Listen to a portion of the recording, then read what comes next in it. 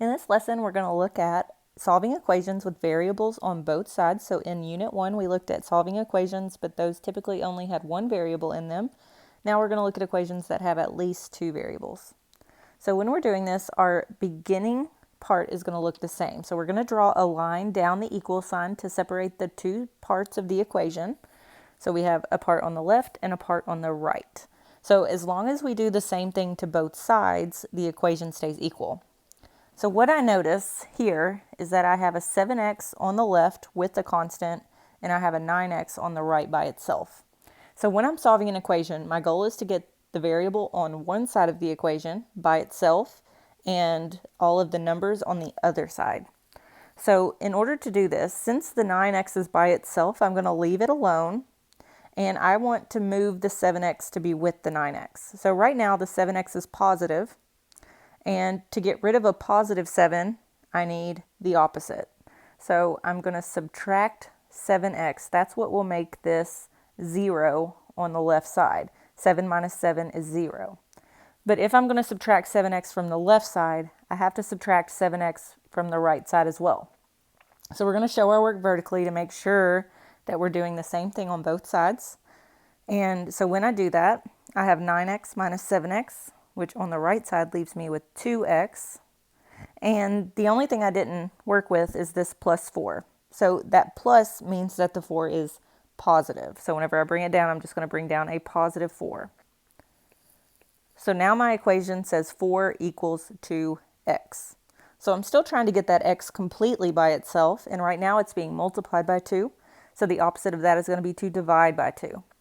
If I divide by 2 on the right side, I have to divide by 2 on the left side as well. So what that does is it leaves me with x on the right side, and then I have 4 divided by 2, which is 2. So this tells me that the value of x is 2. I always want to check my solution to make sure that it works whenever I plug it back in. So if I plug the 2 back in for the x on both sides of the equation, that's going to say 7. I'm just going to rewrite the equation at first. So I'm going to plug it back in, and this will be 7 times 2 plus 4. So if I plug that in on the left side, I have 7 times 2, which is 14, plus 4, which is 18. So if this answer is correct, whenever I plug this 2 in on the right side, it should give me 18 as well. So if I plug it in, that is 9 times 2, and 9 times 2 is 18 as well. So since those are the same, I know that 2 is the correct answer. All right, let's look at another one. So sometimes we'll have both a constant and a variable on each side. So I draw my line to split up the two sides of the equation, and I just like to circle my variables to figure out where they are. So I have a 3x on the left with the minus 2, and I have an 8x on the right with a plus 13.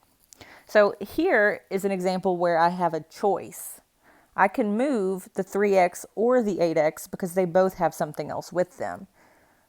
My preference is to move the smaller one, and by moving the smaller coefficient, that's going to allow me to work with positive numbers instead of negative numbers. So using that, I'm going to move the 3x because 3 is smaller than 8. So I'm going to subtract 3x from both sides, and I subtract because the 3x is positive. And if I subtract 3x on the left, and that cancels that out to be 0, I also have to subtract the 3x on the right to keep the equation equal. Notice that I lined it up with the 8x because those are like terms. So if I go in and subtract 8x minus 3x, I get 5x. And then I just need to bring down everything I didn't use. So this was a minus 2. When I bring it down, that minus tells me that the 2 is negative. So I bring down the whole thing, the whole minus 2. On the other side, the 13 has a plus sign in front of it. So it's a positive 13. I do need to bring the plus sign with it though because of the 5x that's in front. So now if I'm looking, I only have this one variable left in my equation. So I need to get that variable, the 5x by itself, but right now there's a plus 13 that comes after it. So to get rid of the plus 13, I'm going to do the opposite, which is to subtract 13. That way this will cancel out to 0. So I'm going to subtract 13 from both sides to keep the equation equal. And let's see what I have now. So if I have negative 2 minus 13, or negative 2 plus negative 13, that's negative 15.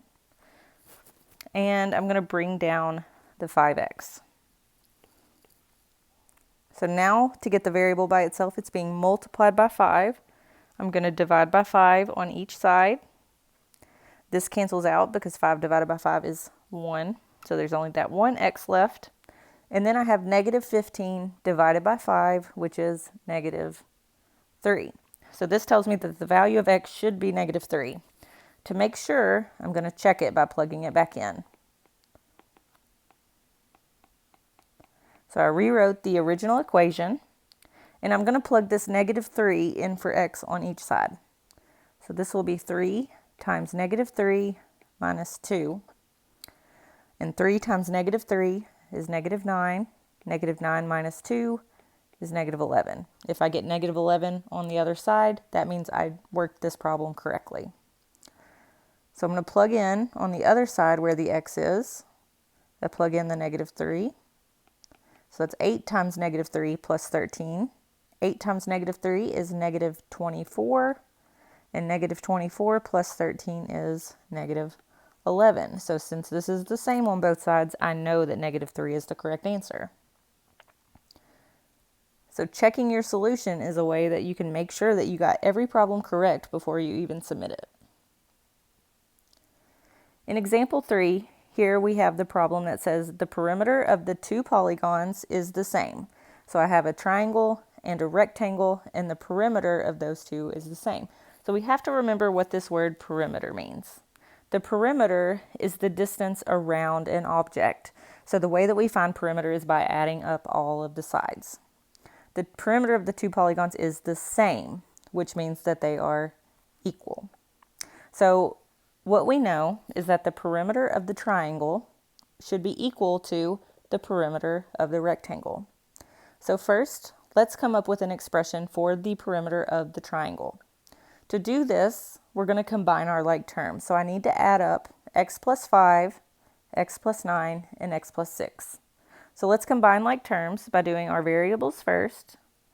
So if I add these together, that would be 1x plus 1x plus 1x. 1 plus 1 plus 1 is 3. So the perimeter is going to start with 3x. Then I'm going to add up our constants. So that's 5 plus 6 plus 9. So 5 plus 6 is 11, and 11 plus 9 is 20. So the perimeter of the triangle is going to be represented by the expression 3x plus 20. For the rectangle, we're only given two side lengths, but in a rectangle, our opposite sides are the same. So since this side is x plus 5, this will be as well. Since the height side is x plus 4, the other height side will also be x plus 4. So we're going to do the same thing, writing an expression to show the perimeter by adding our like terms. So I have x plus x plus x plus x, which will give me 4x. And then I add up my constants, which will be 4 plus 4, which is 8. 5 plus 5, which is 10. So 10 plus 8 is 18. So since the perimeters are the same, we're going to use this as an equation. We're going to set these two things equal to each other. So I have 3x plus 20 equals 4x plus 18. So to solve this, I'm going to look at where my variables are, and there's one on each side, and both of those have a constant with them. So this is one where I have a choice of what to move. So since I have a choice, I'm going to go with whatever's smaller. So since 3 is smaller than 4, I'm going to subtract 3x so that this will equal 0, but I can't just do it on one side, I have to do it on both. So on the other side, when I subtract, I have 4x minus 3x, which gives me 1x. Then I'm going to bring down my constants on each side. So this was a plus 20, I bring down a positive 20. This was plus 18, so I bring down a positive 18. So now I have 20 equals 1x plus 18. So if I look at this, I only have one variable now. The plus 18 is with it. It needs to go. So since it's plus, the opposite is to subtract. I'm going to subtract 18. I can't just do it on that side though. I have to do it on both. So now I have 20 minus 18, which is 2. So 2 equals 1x. So something we know is that a coefficient of 1 can also be written as x by itself.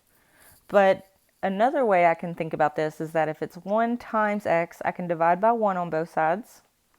And then whenever I divide by 1, the number just stays the same. So 2 divided by 1 is 2. So what I have found is that if x equals 2, that should mean that the perimeter of each of these figures is the same. The way that I can check that is by plugging it back in. So whenever we plug it back in, I'm going to plug it back into each side length and then add them together. So if x is 2, 2 plus 5 would mean that this side was 7. 2 plus 9 would mean that this side is 11. And 2 plus 6 would mean that this side is 8. So if I add these together, 7 plus 8 is 15. And 15 plus 11 is 26. If the perimeter of that rectangle is the same, that means we've done it correctly. So let's plug the 2 into each side length. So 2 plus 5 is 7. That means that both of these will be 7. 2 plus 4 is 6. So both of these will be 6. So if I do 7 plus 6, I get 13. Plus 7 is 20. Plus 6 is 26. So when the value of x is 2, both of those shapes have a perimeter of 26 units.